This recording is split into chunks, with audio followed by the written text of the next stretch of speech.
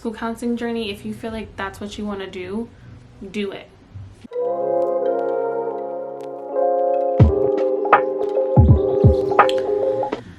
Welcome back to my channel. My name is Jennifer, aka Jenna Grace, and I've been getting a lot of people on TikTok asking me about my school counselor journey.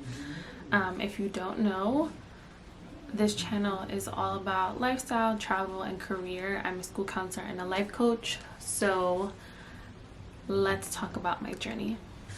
So I knew I always wanted to be I knew I wanted to work with kids. That was my thing. And my mom was really big on volunteering. And I wrote something down, which was volunteering turns into job opportunities. And this may not be like the best thing for some people, especially if you are starting out your school counselor journey later on in life. So I understand if you cannot volunteer, but for me and my experience, volunteering opened up a lot of doors. I went to undergrad at Lehman College in the Bronx. I legit did not know what I wanted to do. I was up in the clouds, so liberal arts it was. But as I started to take sociology classes, I realized that's what I like. I like people, I like the study of people, I like to know how people think. That's my thing. I majored in sociology and did a minor in childhood education because I thought, well, maybe a teacher could be my thing. At the time, a lot of people were saying that, you know, there's a freeze on becoming a school counselor, you'll never get a job, it's really hard. There was a lot of naysayers out there.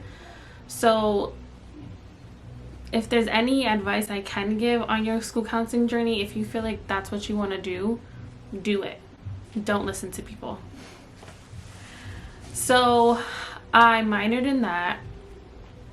The really cool thing about the one thing that I really loved about going to Lehman was I had a really good academic advisor. And when I told him what I wanted to be, he was super supportive and pretty much helped me along the way. At the time that I was in college this is where the volunteering comes into play. At the time that I was in college for undergrad, I had to do some hours for my early childhood education. And I ended up meeting a crossing guard who said her husband worked at a preschool for children with disabilities. So I said, perfect, amazing. So I did that for a little while. And then when I graduated from college, I graduated in December. So I didn't graduate in June. I had, you know, I would say like an 8-month gap between my undergrad and my graduate degree. So I volunteered there and then they offered me a job. Was it the best paying job? No. Was it great experience? 100%. Because there's no other way in any other job capacity unless you're in it that you would deal with children in that capacity and able to kind of see a different light. As I was in undergrad, I also worked for the counseling department. That was really a good breakthrough for me because it made me realize like I didn't want to be a social worker. I didn't want to be a mental health therapist, although I wish they would have offered the bridge program when I went to school because I definitely would have done it. But I knew school counseling was like where I wanted to be. I knew I didn't want to be a school psychologist because it was testing and that's just not my thing. So I had a clearer vision after working in certain places. So I graduate Lehman and I start to apply to grad school. Here's the thing. Grad school can be expensive, and when it comes to school counseling, it's not worth it. It's just not worth spending a huge amount of money. Hear me out. So I knew I wanted to stay in New York, just what it is. My whole family has worked for the Department of Education, so I kind of knew like that's the route I wanted to go down. But I wasn't limiting myself to that. So I do the whole graduate program. I also I'm just not a great test taker. I knew I didn't want a program that I needed a GRE. I'm not that girl. I'm just not that girl. So I knew I needed programs that didn't need a GRE, and I didn't want an exit exam.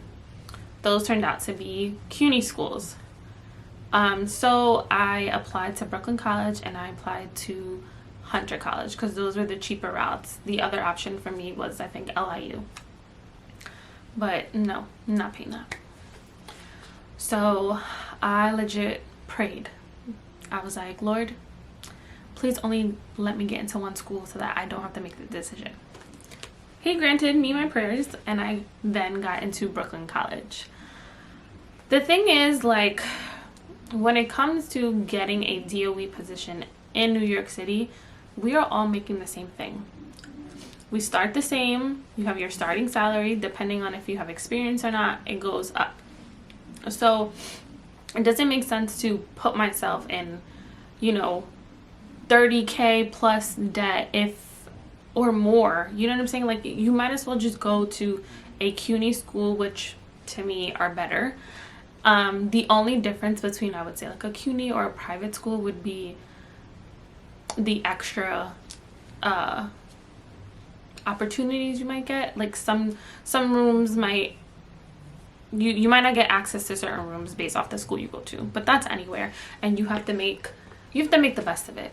So that's what I did. I also applied to something called CUNY CAP, and not everyone knows this because, again, you have to go and make connects and go after opportunities. So while I was working in the counseling center, we had grad students, and a student had told me he applied to CUNY CAP. So CUNY CAP is a job opportunity part-time where if you get into the program, they pay you minimum wage part-time, and then you also get 6 credits paid. Wait, was it 6? It was 6 credits paid for. So I applied and I got it, went on a couple of interviews. It's a very small selection, and I ended up working at the student activities department in Brooklyn College, which was also a great eye-opener because I met so many other students. I was able to organize workshops, organize events, so that was something separate, and it was on campus, so I was able to get to my classes fairly easy. So that was one. So if you are in New York, I don't know if CUNY CAP is still around. Hopefully it is. If it is, apply. It worked out for me because I worked part-time as CUNY CAP, and then I still work part-time at the school for early childhood. So I technically had like 2 jobs. That was one, whatever, worked for me.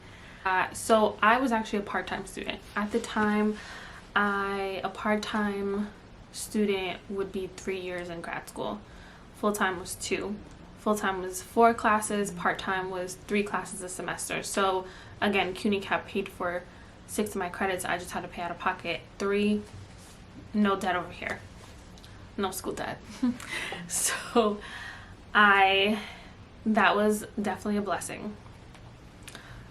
Graduated in 2015, and while I was also doing my grad school, I was also doing the bilingual extension. So if you can read, write, and speak all 3 though, any other language, I suggest doing it because it definitely puts you in a different league. Not league, like it just gives you an extra opportunity. So I did that maybe in the last 2 semesters before I graduated. Now, my last year, I wanted a different opportunity, and someone at the student center worked at Kingsborough. So she recommended that I work at Kingsborough in the transfer student office. Amazing. The hourly rate was great. So I did that as well part-time. So at the time I left the job at the school, and I still kept with CUNY CAP, and I did Kingsborough. I wanted the higher ed experience because it's just another way or another job that I can use my school counseling degree for. So at the time I was even thinking about moving out of state. So I wanted that experience in case I did move. I was only gonna go for a higher ed position. I work with transfer students. It was cool. I think for me, it solidified the fact that I wanted to work in a school, because at the end of the day, it was just transfer students. They were coming in and I was telling them what classes they needed to take in order to get their GPA up, but I didn't have any follow through. Like, I wasn't watching someone throughout their journey, and I think that's what I really loved about counseling, where I wanted to be part of bigging that person up. I wanted to be supporting them, and there are programs in higher ed that are like that, which I totally would have done. The transfer office just wasn't that. So now I graduate in 2015, and I was looking for a full-time position. I was applying to schools, out of state, just in case. I ended up applying for a program in our schools called SAPIS, so Substance Abuse Prevention Intervention Specialist, which is a prevention program for students to say no to drugs, to peer pressure, things of that nature.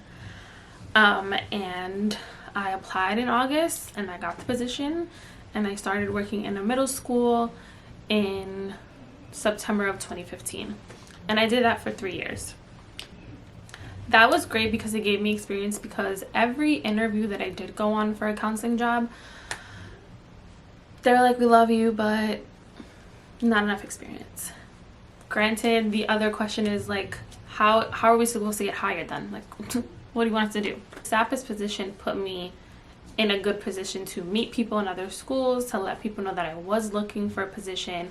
And then that's also how I landed the current position that I'm at a middle school as a bilingual school counselor. Most of the students in our school, we have a high percentage of Spanish speaking students, so that's where I come in.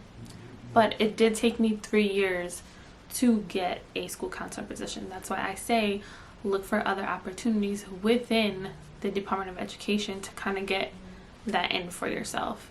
I know there's some positions like an SEL coordinator, things like that. Do it. What could be the worst? The other advice I will give you is don't stop. If you feel like you want to be a school counselor, continue. Do not listen to people saying, oh my God, there's a freeze, don't do it, XYZ. Listen, what is for you is for you. So the other thing that I did that I think really helped me out was I went on interviews knowing I wouldn't get the job. Not because I wasn't qualified, but because there was an actual freeze and they just couldn't hire me. But going on interviews was such a good way to get experience on how to interview and how to be confident in your answers that you were going to give these principals. So I would just go on so many interviews. Like, I would just keep going, to the point that the year that I ended up getting hired, another school called me and said, hey, like, we know you, we've worked with you, like, we have a position. And I was like, well, I already got offered something else, but thank you. So people will remember you. I say go on as many interviews as you can, even if you know you're not going to get it, because the more you keep talking about yourself, the more you come off more confident. You talk about the things that you're doing, your experiences, and it just becomes second nature. It just feels like you're talking to someone you know. So go on those interviews, and if you feel like you want to be a school counselor, do it. I love my job. I love being a school counselor. I love what I do. So it is a very sometimes stressful position, but it is very rewarding. That wraps up my journey as a school counselor. The one thing I'm not going to do though is go for a higher position. I'm not going to go for like AP of counselors or become an AP. I think one of the best advice is, well, I mean, if that's for you, like, go ahead. Some people are just really good at leadership. Not that I'm not. Working with children is far better than working with adults. And I remember a teacher once telling me admin is where good teachers go to die. So I've always kept that in the back of my mind. But yeah, so this is the end of this video. If you have any questions, please comment, follow my socials, DM me. I am more than willing to continue to talk about my journey. Comment anything else you want me to talk about when it comes to school counseling. And good luck on your journey if you are becoming a school counselor.